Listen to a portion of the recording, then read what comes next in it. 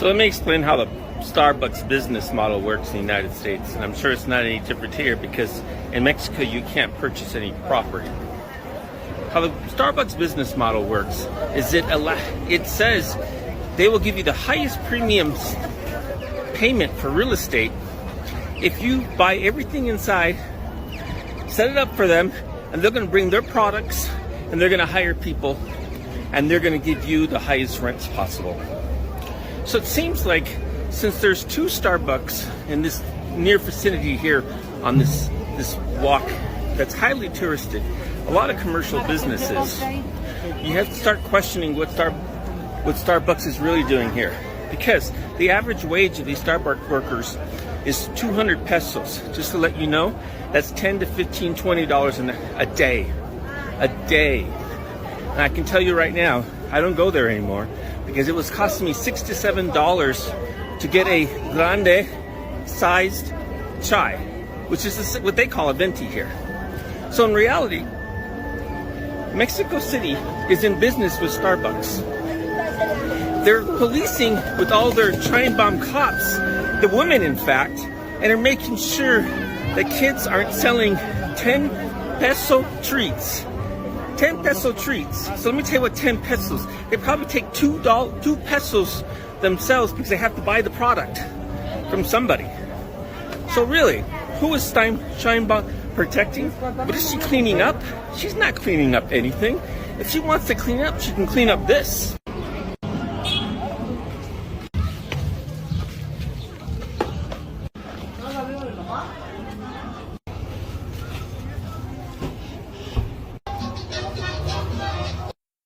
Nada más. Okay, gracias. Esto.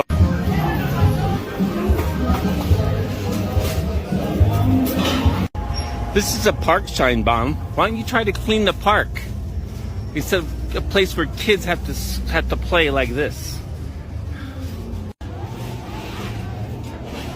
No. This is called infrastructure, Sheinbaum, and I know you're not proud of such a part of town because you surely don't visit it very much. You're not part of it. You're not having any plans to change it. But see, that shows you what you really want. Your only job as a mayor is to build infrastructure. Make sure infrastructure is done so that the people can have a better life. Instead, what we saw here in the last couple minutes was toilets, public toilets for people to be in toilets.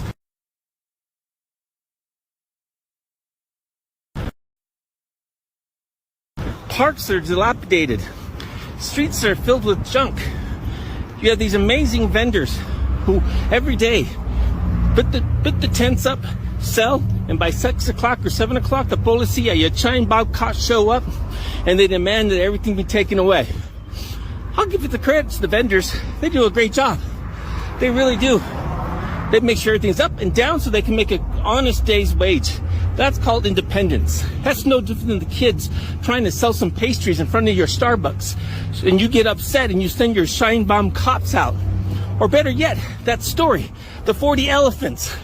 All the women in London that killed everybody because they didn't do what they said. When I saw your cops punch a kid selling candies at 10 pesos at the most, I was stunned. I stood and watched and stunned. But that's okay, because kids are kids. They'll bounce back. And the other kids push back to protect each other. That's called street life. Is that your goal? It must be, because you're doing nothing about changing that. Sheinbaum and her 40 elephants. So now we return back to where we started this little tour, where I wanted to show you that in fact, the city mayor, Sheinbaum, appears to care more about these businesses than the infrastructure of the city. As I showed you, there was bathrooms, dilapidation, people having to work hard on a day's work so that she could take 2.5% for social programs they're not asking for. Meanwhile, she's using her 40 elephants, her sheinbeinete cops, to protect the streets of this street so that the It's vendors, Starbucks, who pay people $200 pesos a day, which is $12 or $15 a day. And they charge 100 pesos for a drink. Even these guys work harder than that. Sadly, she's misdirected and has no understanding, or I believe, the love of the people. She has a lot of words. 40 elephants. Women who killed. That's quite some woman's liberation, baby. Or in this case, punch some kids for selling treats. So to answer your question, I wouldn't call that cleaning up. I'd call that lining your pockets.